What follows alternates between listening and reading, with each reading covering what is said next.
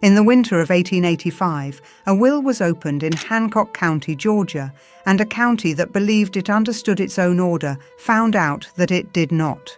The man who had died was David Dickson, the richest planter in the county and a name known across the Cotton South for the way he worked his land. His holdings ran to 17,000 acres across 2 counties. When his executors sat down to price what he had left behind, they set the figure at $309,000. Measured against the change in consumer prices, that is close to $11 million in today's money. Almost all of it went to a single person. The 79 white relatives who had expected their share received almost nothing, and what David Dickson had spent a lifetime gathering went instead to his only child, a woman named America Dickson. She had been born on his plantation in 1849, the daughter of a girl he owned, and under the law of Georgia, for the first years of her life, Amanda was not his heir. She was his property. She was born the property of the man who owned her mother.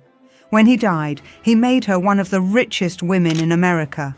And the same wealth that would beat 79 relatives and the Supreme Court of Georgia could not, in the end, buy her a seat on the train that carried her home to die. How does a woman the law had defined as a thing come to own all of this? And why, at the very height of it, does the money fail her? To see how Amanda came to inherit, you have to look first at the machine that made her, because the same machine made the money and it built them both out of the same material.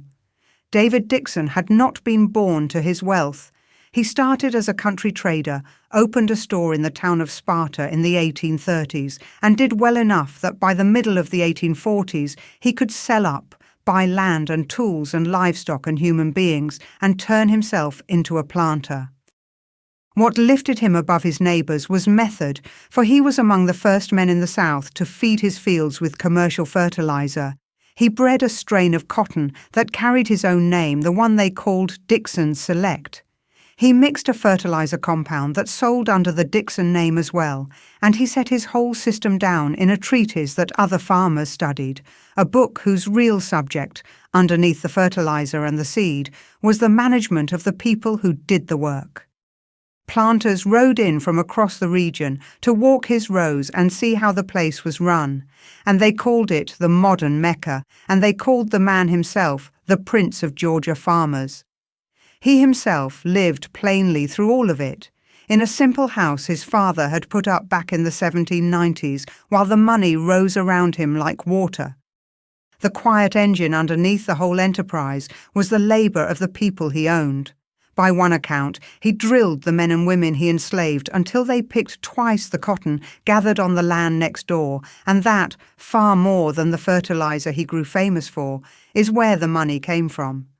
It was pulled out of bodies worked past the ordinary limit and paid nothing at all, and those who were made to pull it would never hold anything of their own, and one of them was her mother. Julia Frances Lewis was 12 years old, enslaved in the household of David Dickson's own mother, when Dickson, then 40, raped her, and Amanda was born of that. She was 12, he was 40. The reference works of Georgia do not fold this into a love story, and neither will this one. Here sits the detail that quietly governs everything that follows. Under a Georgia law passed in the year 1801, an enslaver could not simply free an enslaved person by his own hand, for each case demanded a separate act of the legislature, and those acts were almost never granted. So even a man as rich as David Dickson, even a grandmother who kept the child close inside the house, had no legal road to make Amanda free and keep her in Georgia. In the eyes of the state, she remained exactly what she had been born, one more line in the household's inventory of property, until slavery itself was struck down. She was fed and dressed and taught as a daughter, and she was recorded all the while as a thing. And still, by the family's own memory, Dickson doted on the girl, and he acknowledged her openly as his own, which few men in his place ever did. He had her taught to read and to write, and she was given the piano, the manners and the account books that came with a planter's daughter, all of it poured into a child the state counted as a slave. According to one account, he later traveled all the way to New Orleans to have her 2 sons formally declared white, as though a change of paper in another state might quietly undo the fact that governed them at home. The sources leave the full shape of his intentions unclear. What is plain is the corner he had painted himself into. He could not free her under the law, and so he set about doing the next thing, which was to make her, past all challenge, his heir. She was taken from the 2 women who had come before her while she was still very small. Pulled away from Julia and from her grandmother Rose, Amanda was carried into the home of Elizabeth Dickson, her white grandmother, and on paper, her legal owner, and in that house she was dressed and drilled as a daughter of the planter class. She learned the piano and how a lady carried herself into a room, how she ordered a household, how she kept money safe in her own name. And in that same house, on the same days, she was set to work at times as a servant. Both things were true at once in the same rooms, and that contradiction was the whole shape of her childhood. She was being raised for a world that would never fully let her in, by the very people who owned her. In the year 1865, by the family's history, Amanda married a white first cousin, a Confederate veteran home from the war named Charles Eubanks, and she went to live with him on a small farm near Rome in the north of the state. Georgia forbade a marriage across the colour line, so if the 2 of them were ever wed in law at all, they must have done it in the north, perhaps in Boston, beyond the reach of the Georgia statute. No record of a legal ceremony survives, and the sources do not agree that one ever took place. What is certain is that the couple had 2 sons, Julian and Charles, that the boys were by one telling carried to New Orleans and declared white as their uncles had been, and that, after roughly 4 years, Amanda left the marriage and came home to her father's land in 1870, with her children walking beside her, and she took back the name Dickson for herself and for the boys. And then she did the single thing in this whole story that was entirely her own. At 27, she left the plantation, not cast out and not sent away, but by her own decision, and enrolled in the normal school at Atlanta University, a college opened for black students after the war, where she trained as a teacher across the years 1876 to 1878 and earned her certificate. Almost everything else in her life was handed to her or torn out of her hands. This she reached out and took, and though she would never need to teach for a living, she trained for the work anyway. Her father, in his last years, was setting his affairs in order with the same care he had always brought to his fields. The war had stripped away much of his old wealth, and he had built it back with tenant farmers and a fertilizer company in Augusta that carried the Dickson name. By a single thin and unconfirmed source, he had already signed over to her a share of thousands of acres in Texas, though that claim rests on weak ground and is better held lightly than repeated as fact. What can be verified is what he set down on paper at the very end. In February of 1885, David Dickson died without warning, and the document he left behind detonated the state. The will was built like a fortress. Dickson left the bulk of everything to Amanda and to her 2 sons, and he wrote the bequest to rest on what the document itself called her own sound judgment and unlimited discretion, free of interference from any quarter. Then he named the quarter he feared most in plain words, for no husband she might ever take was to reach it. And he went further than that as well, building into the will a trap for his own family, so that anyone who went to law to challenge it would forfeit whatever the will had left them. To contest the document was to lose your own share of it. He had spent a lifetime measuring soil and yield and rainfall, and he drew his last plan with the same cold precision, closing every door he could reach before he walked out of the room for good. When the terms became known, the response was not admiration, but outrage, and the newspapers reached for the biggest words in the box. In their pages, Amanda swelled from the richest coloured woman in Georgia to the richest in the United States, And then, in some papers, to the richest in the entire world, the figure climbing with every retelling until it lost all contact with the ledger. The executors, for their part, had put an actual price on the estate, $309,000. The biographer, who would later study the case most closely, put it nearer $500,000. Either figure was an enormous sum, and either figure was a fraction of what the headlines were promising. The papers were not selling that number or any number. They were selling a story about race and money, about a black woman holding a white man's wealth in a state that had spent 2 centuries insisting she could hold nothing, and the reported size of her inheritance grew to match the size of the fury around it. This is the first place the legend begins to bury the record, and it is nowhere near the last. The clause had been written to keep the family quiet, and it did the exact opposite. 79 of David Dickson's white relatives went to court to break the will, knowing full well that if they lost, they would lose even the little he had grudged them in the first place. They began where these fights begin, in the probate court, and that July, the year of Dickson's death, the judge who sat over such matters upheld the will.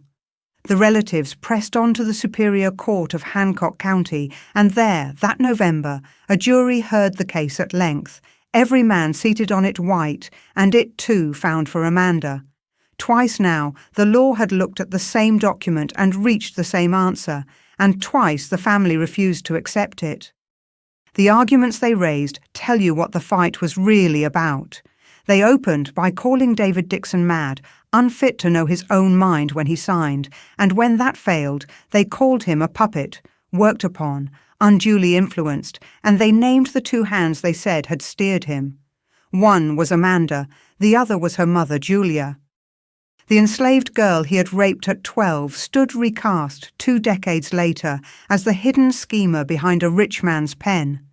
And on the appeal, the relatives widened the claim as far as a claim will stretch, telling the higher court that this was no quarrel over one estate at all, that the future of the white race itself and the whole settled order of the Old South turned on the single question of whether a black daughter could keep a white father's land. In that courtroom, Julia existed only on paper, a woman who had been owned and assaulted as a child by the very man whose household she then kept for the rest of his natural life, first as housekeeper and openly as his concubine, living all those years in a house of her own on his land. And who now, in the cold language of the filings, was the villain of the piece, the manipulator, the reason a great estate had gone where it should never have gone. The person that whole system had worked hardest to silence was handed a speaking part at last, and only so that the family could stand in open court and name her the cause of everything. The case did not stop at Hancock County. It climbed, on the relatives' appeal in the spring of 1886, all the way to the highest court in the state, and there the Chief Justice of Georgia swore he would rather be dead than uphold that will. His name was James Jackson, and he meant it. The court took up the appeal in the autumn of 1886, and Jackson made no secret of where he stood, swearing, in words the biographer of the case has preserved, that he would sooner die in his place than let the Dickson will stand. Within days of saying it, he fell ill with pneumonia. And then he died. He kept his word. His seat on the bench passed to another judge, Logan Bleckley, who looked at the tangle he had inherited and declined to reopen the whole matter, which left the decision to 2 associate justices, Samuel Hall and Mark Blanford. Months went by with the estate hanging unresolved, and then, in 1887, the 2 of them handed down their ruling. The sources disagree on the exact day, and some place the decision as much as a year earlier, so the precise date is better held loosely than stated with a confidence the record cannot support. What is not in doubt is what they decided and the ground they chose to stand on. They rested the judgment on the 14th Amendment to the Constitution, the amendment written to shelter the newly freed, and they held that a daughter of colour and her children carried the same rights under the law as the illegitimate white daughter or the white concubine of any man, the same rules governing both. In a Georgia that was hardening year by year into segregation, into separate cars and separate doors, the promise of equal protection reached out one single time and closed its hand around Amanda Dickson's inheritance. And it did so in plain terms, holding that a child of colour and her heirs stood under the same principles of law as any white heir. By the time the ruling came down, she had already left Hancock County and settled into a new house in Augusta. The house stood at number 452 Telfair Street, 7 rooms of it, in the part of Augusta where the city's first families lived, on a street still shared in those years across the colour line. She had bought it in the summer of 1886 with the appeal still pending before the High Court, as though the outcome were already settled in her own mind, and she furnished it the way a planter's daughter had been raised to furnish a life, with the Dickson silver. Oil paintings on the walls, an organ and a piano, walnut furniture, Brussels carpets across the floors, and a bookcase filled with books, and the house she filled still stands on that street today. And then, with every reason in the world to become a fixture of the society pages, she declined to be one. And the woman the newspapers had crowned the richest of her race lived quietly instead. She gave to people in private rather than lend her name to the organised work of racial uplift that other wealthy black citizens were taking up in those very years, though she and her husband did give to the Augusta church that came to be called Mother Trinity. Her mother and her son stayed close around her. She watched both boys marry into prominent families. Julian to Eva Walton, a granddaughter of George Walton, who had signed the Declaration of Independence, and Charles to Kate Halsey, a daughter of Bishop Lucius Halsey of the Coloured Methodist Church, and grandchildren arrived and were given the old family names once again, a Julia, a David, another Amanda America. For a woman the whole state had spent 2 years calling a scandal, she had built something remarkably like an ordinary life. It would be easy to picture her across those years as a rich woman, merely waiting between the verdict and whatever was to come. But waiting was the last thing she did.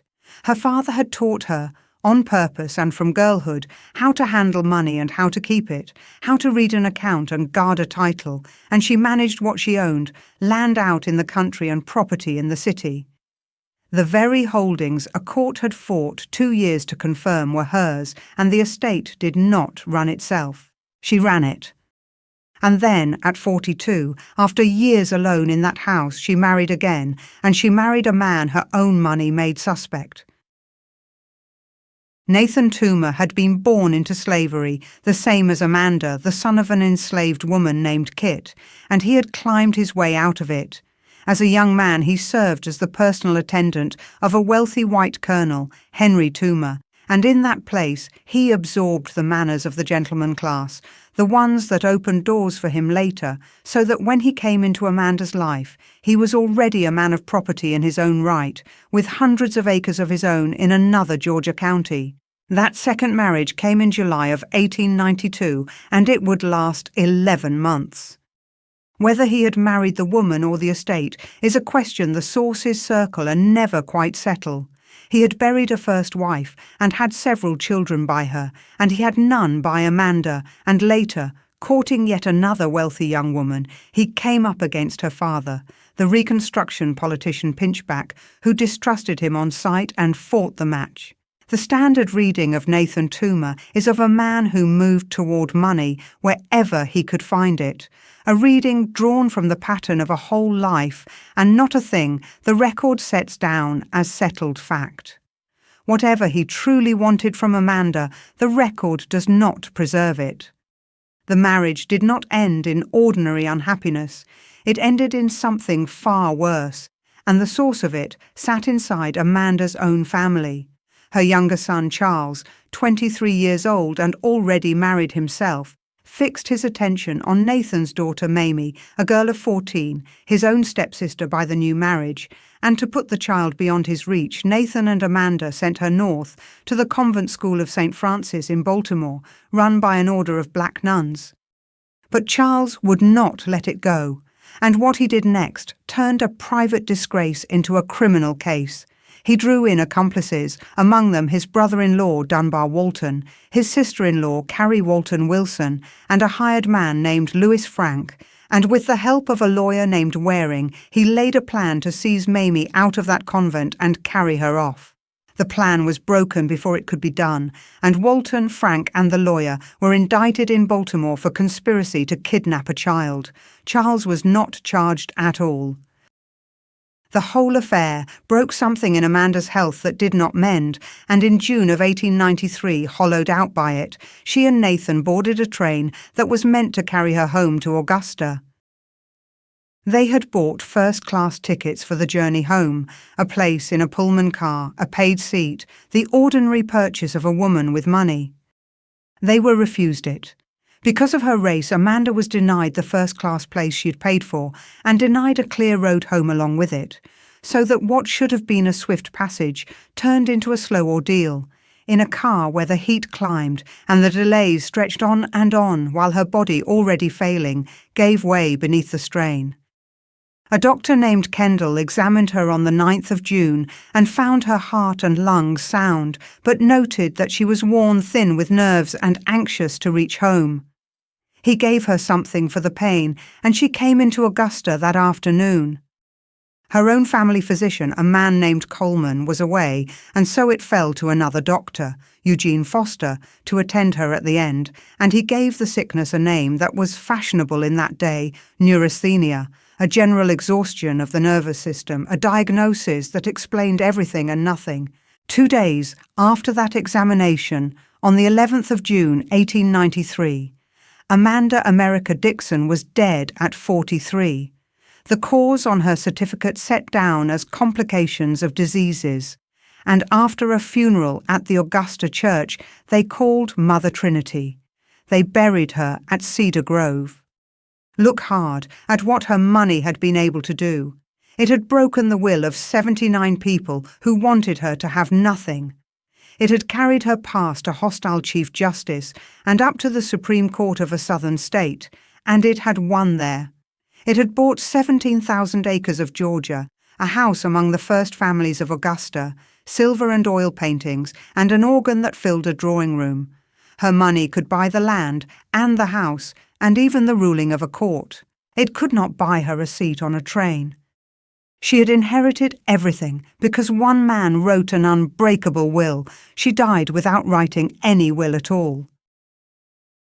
So the money went the way her father had spent his whole life, making certain it would not. With no will to bind it, the estate fell open, and her mother and her husband both went to court, each asking to be named administrator of what was left, until the matter was settled out of court and divided among Julia, Nathan, and Amanda's son Charles. Nathan Toomer walked away from the marriage that had lasted 11 months with almost nothing in his hands. He married again, a young woman named Nina Pinchback, the daughter of the man who had distrusted him from the start, and he fathered a son with her. And then he left the two of them and went back to Georgia, where he died in Macon years later. The great inheritance David Dickson had armoured against every challenger he could imagine, scattered inside a single generation, into settlements and shares and the houses of other people, until there was nothing left of it to speak of. And Julia outlived all of it. The girl who had been raped at 12 and owned by the family she then served, and later named in open court as the manipulator behind a rich man's will, buried the man who assaulted her and buried the daughter she had borne him. And in her old age she went into a courtroom herself to fight over what remained of the estate for her grandchildren. Of every figure in this long affair, the woman it had tried hardest to write out was the last one still standing. One last turn belongs to no one who ever knew her. The son that Nathan Toomer abandoned, born the year after Amanda died and carrying his father's own name, grew up to become Gene Toomer, and in 1923 he wrote Cain, one of the strange and luminous books of the Harlem Renaissance.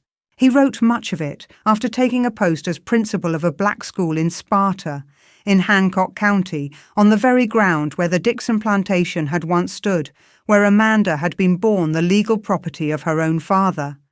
The buried history had circled all the way home in the hands of a man who was not even her blood. In the end, this is a story kept in paper, the will that made her a rich woman, the will she never wrote that let the money slip loose again, and the story itself carried back to the county of her birth by a stranger's pen.